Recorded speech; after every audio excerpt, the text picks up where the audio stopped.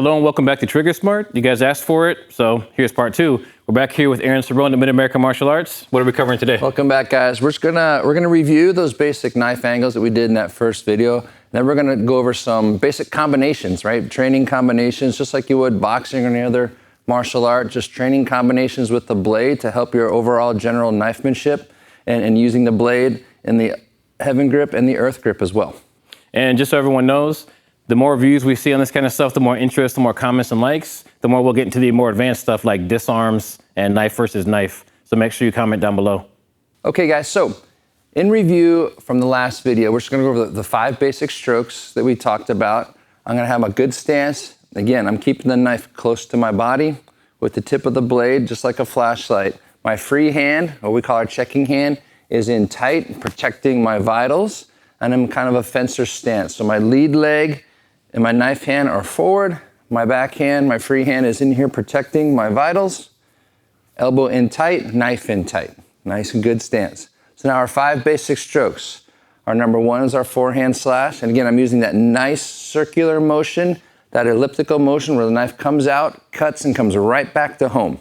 I'm not overextending to expose myself or miss and potentially stumble. I'm out and back in a nice, efficient, fast motion. So number 1, our forehand slash. Number 2, our backhand slash. Number 3, our forehand low line. Number 4, our backhand low line. And number 5, our thrust. And again, that thrust can be any level that I want it to be. Okay, so again, 1, 2, 3, 4, 5. And again, if we do the earth grip or the downward grip, same thing, knife is in tight. Now I just need to be cognizant of how I have to angle the blade to make sure the cutting edge is forward. Angle 1, angle 2, angle 3, angle 4, and then my thrust for angle 5. Okay, now let's do some basic combinations, right? How do we put these angles together? Okay, so we'll just do our first combo, which is a basic L, is what we're going to do. So I'm gonna combine the angle 1 with my angle 3. But instead of coming all the way back, I'm gonna start my angle 1 and then turn it right to the angle 3 and then bring it back. So it's a nice L slash. So a forehand slash followed right back with my low line slash. So picture I'm cutting the jugular area and then coming right across the midline at the same time. Boom. And then I can do just the opposite. My angle 2, back with my angle 4. So a nice bang bang. Okay? L, L, and back. So basic combination.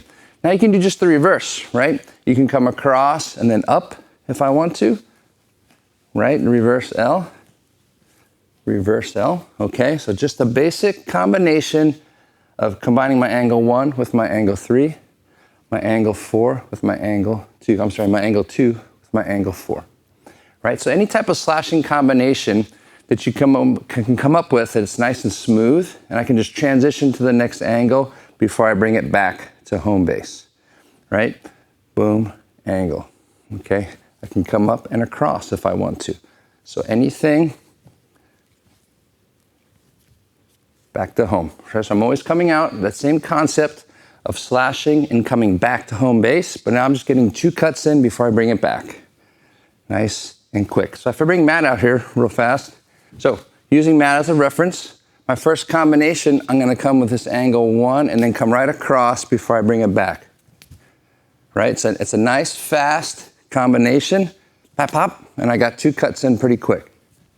2 cuts in pretty quick. Now, just like the double slash combination, angle 1, angle 3, or angle 2, angle 4, we can do a slash and a thrust combination, which is just the same thing, okay? So I'm gonna do my angle 1 and then come back with a thrust, right? So it's slash thrust, okay? Slash thrust. And again, the thrust can be any level, it could be low, it could be center, it could be high, it can come in, the thrust can come in from this angle. So the angle 1 can be a slash, but it can also be a thrust, right? It's still that same angle in this sector. Okay, so we can do a double slash. I can do a slash thrust, okay? slash thrust, slash thrust, okay? Slash thrust. Any combination, boom. So I can do a double slash, or I can turn that second slash into a thrust. Slash thrust. Slash slash thrust. So now we got 3 going on, okay?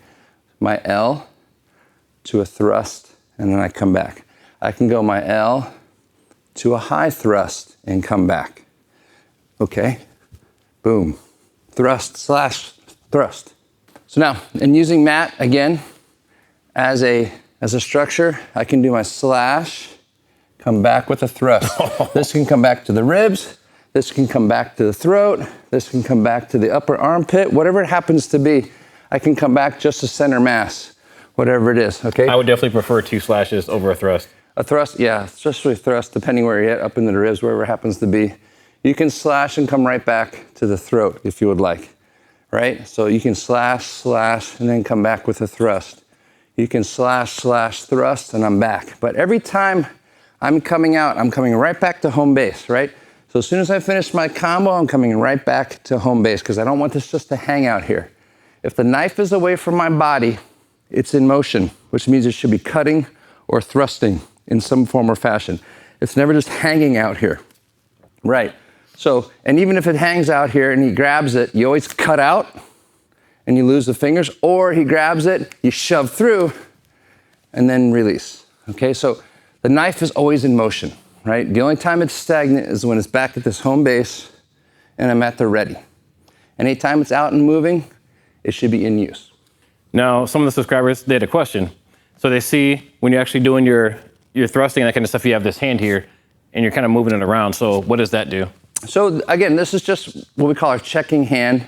In other words, for example, if I thrust and then a punch comes, this hand is my checking hand, okay? Or I cut and check, right? Cut and check the hand, whatever happens to be. It's also my guard and defense, right? So this is back here.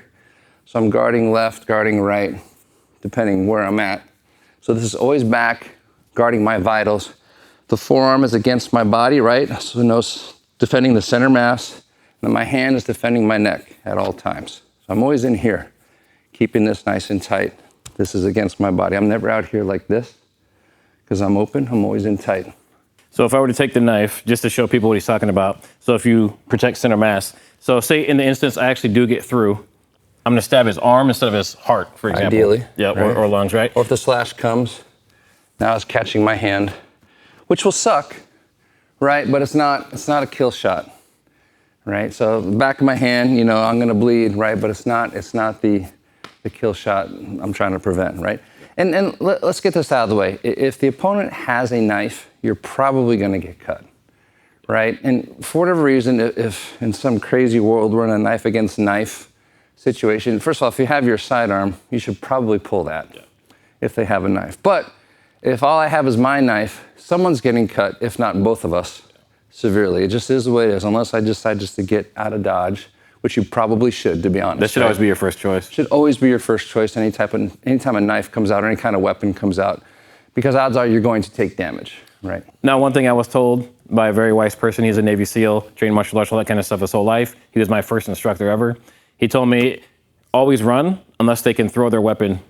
Because what happened to him is he started running and they had a brick and they hit him in the back of the head and knocked him out. Yeah. So and I think that is by far the exception than the rule. I wonder where his Kevlar helmet was exactly at the time. But I would say, and here's the big misnomer too, is like a lot of people think, the operators in our armed forces, they're so skilled in hand-to-hand combat that they want to do that, and that's the last thing they want to do. And you train some of them. And I have trained many of them, and that's the last thing they want to do, right? It's they want to use their sidearm, their rifle, right, is their primary, their sidearms are secondary. If those aren't working, they're getting the hell out of Dodge, right? Because anytime we engage in close quarter, especially if there's a weapon involved, somebody, if not everybody's getting hurt, if you even get out of there. It's just the nature of the beast. The knife moves so fast and can cut so deeply and critically. So you're best just to avoid it. And one thing you have to really pay attention to, so if he has my full attention and we're fighting, he could have buddies behind me, right? And that's a whole different video. That's a whole different part of the series we can cover later on.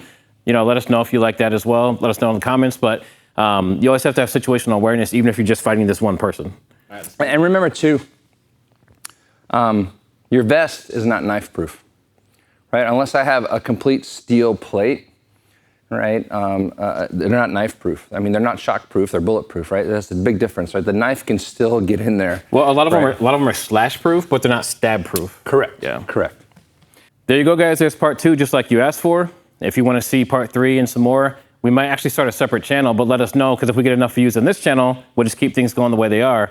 But let us know in the comments, do you want to see part 3 and the rest of this series? So not only does Aaron do Filipino martial arts, but he also does various different styles, including Brazilian Jiu-Jitsu, Judo, and Muay Thai kickboxing. So we can cover anything within the breadth of that. So let us know.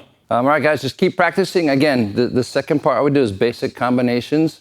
And you can do this if you don't have a person like Matt to practice with. Always practice in the air. And if you have like a heavy bag or a pole or a tree, just so you're making contact and you can feel that contact with the blade and understand your range, that's always a great way to practice. You could also use like a bob dummy. Bob dummies are fantastic for that. Don't forget to like and subscribe. We'll see you on the next one.